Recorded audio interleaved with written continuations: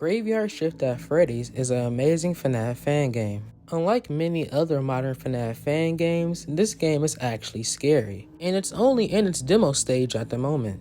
From its unique mechanics, scary jump scares, and overall insane aesthetic, in today's video, we'll be talking about why Graveyard Shift at Freddy's is an amazing FNAF fan game. But before we discuss what makes this game scary, let's look into this game's mechanics. The game takes place in a very standard FNAF office.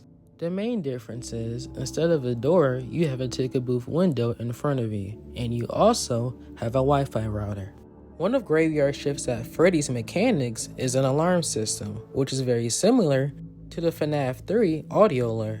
This allows you to either scare animatronics or lure them into certain areas. But if the alarm system is used too frequently, the animatronics will ignore it and it will lead to your death. Unlike the cameras are used to in FNAF, these cameras are different. Constant use of the cameras or the alarm system will cause the cameras to go fuzzy. And the only way to fix this is to turn the router off in your office. Once this router is off, for a few seconds, you cannot use any cameras. Another unique feature of the cameras in this game is, you cannot control what camera you go on to. The cameras in this game work on a cycle period. There is a bar in the bottom left corner that tells you how much time you have left before the camera changes. Although you do have the ability to slow down when the camera changes or speed it up to make the cameras change faster. If you don't feel like increasing or decreasing the speed of the cameras, when you're off the camera in your office and go back to your camera, you will still be on that same camera until the bar changes for the switching period. Which basically means the cameras can be stalled. And your last line of defense is the TickaBoo shutter. The TickaBoo shutter allows you to close your window so animatronics cannot get through.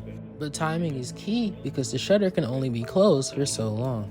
Now that you understand your defensive mechanics, let's get into the animatronics. Bonnie is the only animatronic active on the first night. But don't let this fool you, as he is also the hardest animatronic to deal with. Bonnie has 3 ways to get to you: the playroom, the TickaBoo window, and the door in the hallway. Bonnie starts on the main stage and slowly makes his way towards you.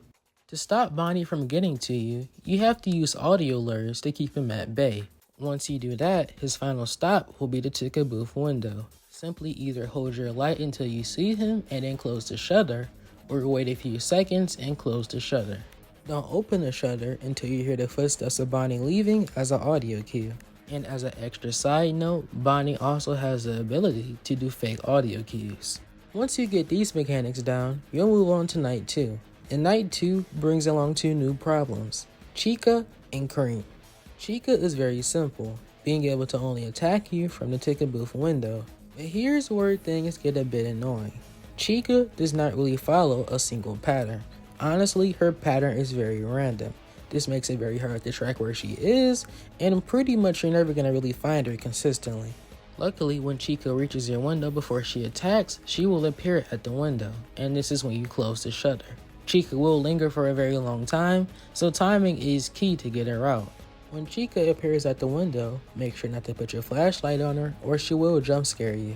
Chica also has a mechanic to where if you look at her for a long period of time in the hallway or on the main stage, she will just run automatically to your TickaBoo window. And last but not least, we have Cream. Cream only shows up on one camera, and that's the office management camera. Cream will go through 3 phases of her going through the vent, with the first 2 having audio cues and the 3rd being silent. When Cream enters the 3rd stage, make sure to use the alarm system to reset her. Now that that's out the way, we can now ask ourselves, what makes this game so scary? And honestly, the answer is very simple. What makes this game scary is the lack of control you have over what happens in the game and the unsettling animatronics. This is the first game you've ever had where you don't have full control over the cameras, and that can make it very difficult as a learning curve to understand what's going on. And if you combine that with the heavy reliance on audio lures in this game, it creates a very stressful atmosphere. And the jump scares in this game are just very scary. Combines with fake audio cues, managing everything else, and you have a very good FNAF fan game. And this, in my opinion, is what FNAF 3 should have been. And the fact that this is only a demo just proves to us that this game is truly going to be something special.